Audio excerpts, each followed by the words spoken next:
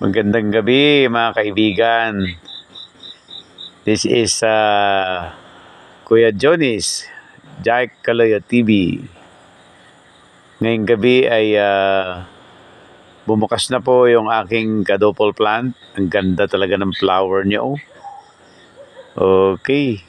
World class talaga siya. Kabubukas lang niya, ang bango-bango. Tawag dito is kadopol plant or Queen of the Night.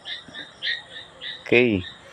I-focus natin yung pinakagitna. Ala, pinuntahan na siya ng mga langgam. Ang bango kasi. Oh. Yan, ang Queen of the Night. Ang ganda. Tapos meron pa dito. Mga kaibigan. Uy, meron pa dito. Oh. Talagang pinutakta talaga siya ng mga langgam. Oh. Ang ganda.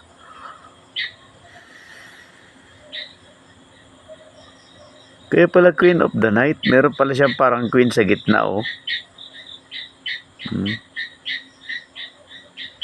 Ang bango.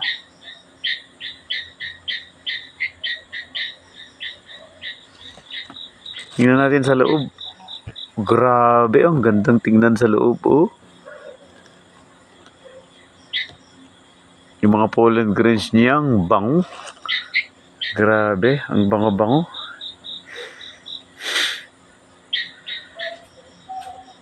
Sobrang bango.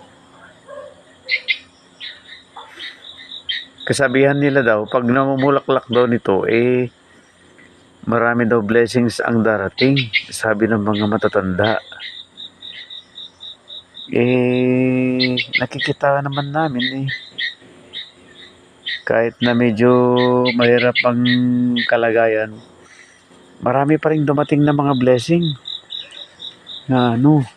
Of course, importante talaga yung faith natin. Pero blessing ito. Pero magkaroon ka ng ganitong flower sa paligid ng bahay mo. Very rare in a lifetime. Ngakan. Okay. Thank you very much. That's it. Sobrang bango na kasi dito sa paligid. Thank you very much for watching my channel, Jack Kaloya TV. Thank you very much.